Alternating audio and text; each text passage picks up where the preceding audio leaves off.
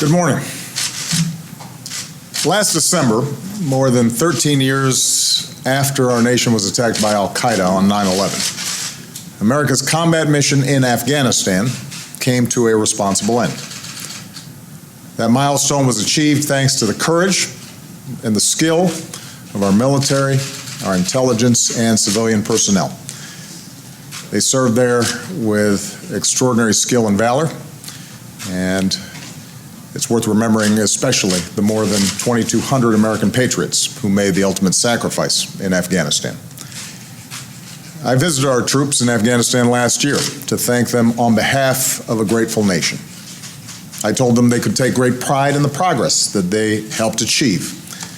They struck devastating blows against the al-Qaeda leadership in the tribal regions, delivered justice to Osama bin Laden, prevented terrorist attacks, and saved American lives. They pushed the Taliban back so the Afghan people could reclaim their communities, send their daughters to school, and improve their lives. Our troops trained Afghan forces so they could take the lead for their own security and protect Afghans as they voted in historic elections, leading to the first democratic transfer of power in their country's history. Today, American forces no longer patrol Afghan villages or valleys. Our troops are not engaged in major ground combat against the Taliban. Those missions now belong to Afghans, who are fully responsible for securing their country. But, as I've said before, while America's combat mission in Afghanistan may be over, our commitment to Afghanistan and its people endures. As Commander-in-Chief, I will not allow Afghanistan to be used as safe haven for terrorists to attack our nation again. Our forces therefore remain engaged in two narrow but critical missions: training Afghan forces and supporting counterterrorism operations against the remnants of al-Qaeda. Of course, compared to the 100,000 troops we once had in Afghanistan, today fewer than 10,000 remain in support of these very focused missions.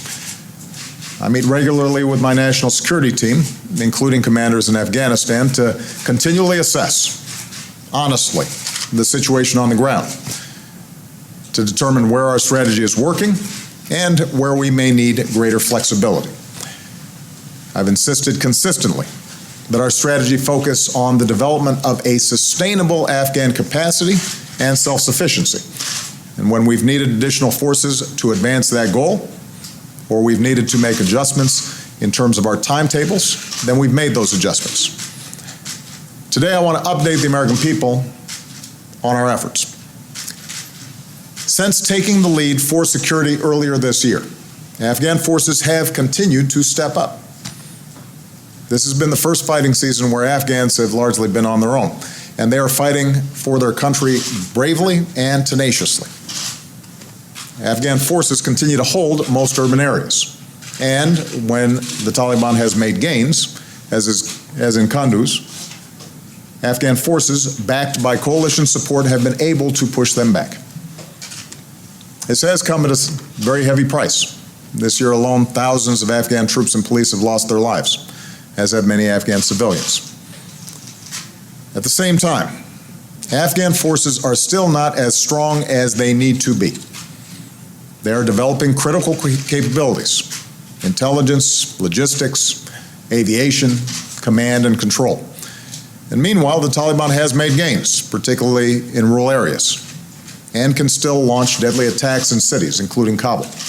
Much of this was predictable. We understood that as we transitioned, that the Taliban would try to exploit some of our movements out of particular areas, and that it would take time for Afghan security forces to strengthen. Pressure from Pakistan has resulted in more al-Qaeda coming into Afghanistan, and we've seen the emergence of an ISIL presence. The bottom line is, in key areas of the country, the security situation is still very fragile, and in some places, there's risk of deterioration. Fortunately, in President Ghani and Chief Executive Abdullah, there is a national unity government that supports a strong partnership with the United States. During their visit earlier this year, President Ghani and I agreed to continue our counterterrorism cooperation, and he has asked for continued support as Afghan forces grow stronger. Following consultations with my entire national security team, as well as our international partners and members of Congress, President Ghani and Chief Executive Abdullah, I'm therefore announcing the following steps which I am convinced offer the best possibility for lasting progress in Afghanistan. First, I've decided to maintain our current posture of 9,800 troops in Afghanistan through most of next year, 2016. Their mission will not change. Our troops will continue to pursue those two narrow tasks that I outlined earlier: training Afghan forces and going after al-Qaeda. But maintaining our current posture through most of next year, rather than a more rapid drawdown, will allow us to sustain our efforts to train and assist Afghan forces as they grow stronger, not only during this fighting season, but into the next one. Second, I've decided that instead of going down to a normal embassy presence in Kabul by the end of 2016, we will maintain 5,500 troops at a small number of bases, including at Bagram, Jalalabad in the east, and Kandahar in the south. Again, the mission will not change. Our troops will focus on training Afghans and counterterrorism operations, but these bases will give us the presence and the reach our forces require to achieve their mission. In this sense, Afghanistan is a key piece of the network of counterterrorism partnerships that we need from South Asia to Africa to deal more broadly with terrorist threats quickly and prevent attacks against our homeland. Third, we will work with allies and partners to align the steps I'm announcing today with their own presence in Afghanistan after 2016. In Afghanistan, we are part of a 42-nation coalition, and our NATO allies and partners can continue to play an indispensable role in helping Afghanistan strengthen its security forces, including respect for human rights. And finally, because governance and development remain the foundation for stability and progress in Afghanistan, we will continue to support President Ghani and the National Unity Government as they pursue critical reforms. New provincial governors have been appointed, and President Ghani is working to combat corruption, strengthen institutions, and uphold rule of law. As I told President Ghani and Chief Executive Abdullah yesterday, efforts that deliver progress and justice for the Afghan people will continue to have the strong support of the United States. And we cannot separate the importance of governance with the issues of security. The more effective these reforms happen, the better off the security situation is going to be. We also discussed American support of an Afghan-led reconciliation process. By now it should be clear to the Taliban and all who oppose Afghanistan's progress, the only real way to achieve the full drawdown of U.S. and foreign troops from Afghanistan is through a lasting political settlement with the Afghan government. Likewise, sanctuaries for the Taliban and other terrorists must end. Next week, I'll host Prime Minister Sharif of Pakistan, and I will continue to urge all parties in the region to press the Taliban to return to peace talks and to do their part in pursuit of the peace that Afghans deserve. In closing, I want to speak directly to those whose lives are most directly affected by the decisions I'm announcing today, to the Afghan people who have suffered so much. Americans' commitment to you and to a secure, stable, and unified Afghanistan, that remains firm. Our two nations have forged a strategic partnership for the long term, and as you defend and build your country, today is a reminder that the United States keeps our commitments. And to our men and women in uniform, I know this means that some of you will rotate back into Afghanistan. With the end of our combat mission, this is not like 2010 when nearly 500 Americans were killed and many more were injured. But still, Afghanistan remains dangerous. 25 brave Americans have given their lives there this year. I do not send you into harm's way lightly. It's the most solemn decision that I make. I know the wages of war and the wounded warriors I visit in the hospital and in the grief of Gold Star families.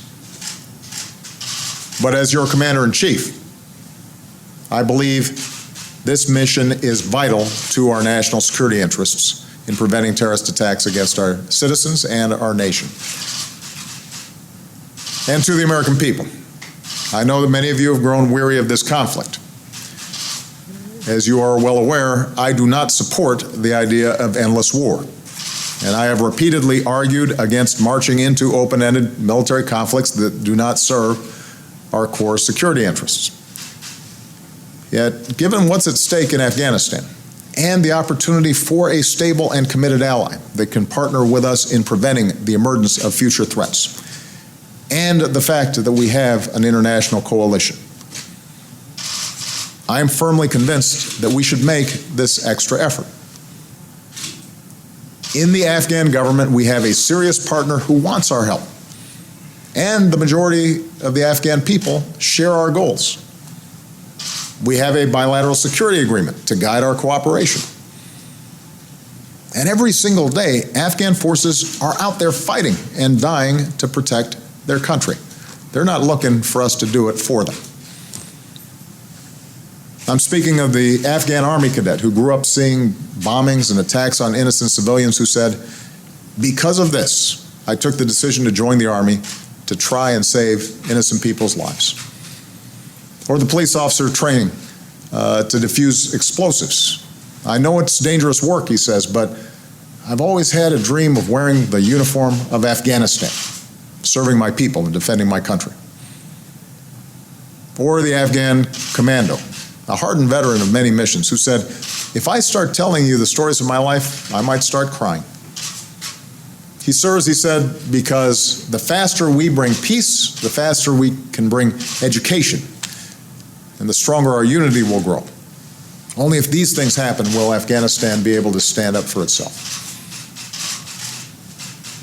My fellow Americans, after so many years of war, Afghanistan will not be a perfect place. It's a poor country that will have to work hard on its development. There will continue to be contested areas. But Afghans like these are standing up for their country. If they were to fail, they would endanger the security of us all. And we've made an enormous investment in a stable Afghanistan. Afghans are making difficult but genuine progress. This modest but meaningful extension of our presence, while sticking to our current narrow missions, can make a real difference. It's the right thing to do. May God bless our troops and all who keep us safe, and may God continue to bless the United States of America. Mr. President, can you tell us how disappointing this decision is for you? Can you tell us how disappointing this decision is for you? This decision is not disappointing. Continually, my goal has been to make sure that we give every opportunity for Afghanistan to succeed while we're still making sure that we're meeting our core missions. And as I've continually said, my approach is to assess the situation on the ground, figure out what's working, figure out what's not working, make adjustments where necessary. This isn't the first time those adjustments have been made. This won't probably be the last. What I'm encouraged by is the fact that we have a government that is serious about trying to deliver security and the prospects of a better life for the Afghan people. We have a clear majority of the Afghans who want to partner with us and the international community to achieve those goals. We have a bilateral security arrangement that ensures that our troops can operate in ways that protect them while still achieving their mission. And we've always known that we had to maintain a counterterrorism operation in that region in order to tamp down any reemergence of active al-Qaeda networks or other networks that might do us harm. So this is consistent with the overall vision that we've had. And frankly, we anticipated, as we were drawing down troops, that there would be times where we might need to slow things down or fill gaps in Afghan capacity. And this is a reflection of that. And it's a dangerous area. So part of what we're constantly trying to balance is making sure that Afghans are out there, they're doing what they need to do, but that we are giving them a chance to succeed, and that we're making sure that our force posture in the area for conducting those narrow missions that we need to conduct, we can do so relatively safely. There's still risks involved, but force protection, the ability of our embassies to operate effectively, those things all factor in. And so we've got to constantly review these approaches. The important thing I want to emphasize, though, is that the nature of the mission has not changed, and the cessation of our combat role has not changed. Now, the 25 military and civilians who were killed last year, that always weighs on my mind, and 25 deaths or 25 too many, particularly for the families of the fallen. But understand, relative to what was involved when we were in an active combat role and actively engaged in war in Afghanistan, was a very different scenario. So here you have a situation where we have clarity about what our mission is. We've got a partner who wants to work with us. We're going to continually make adjustments to ensure that we give the best possibilities for success.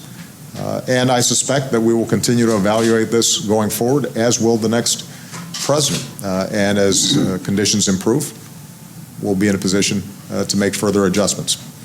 But I'm absolutely confident this is the right thing to do, and I'm not disappointed, because my view has always been, how do we achieve our goals while minimizing the strain and exposure on our men and women in uniform, and make sure that we are constantly encouraging and sending a message to the Afghan people. This is their country and they've got to defend it.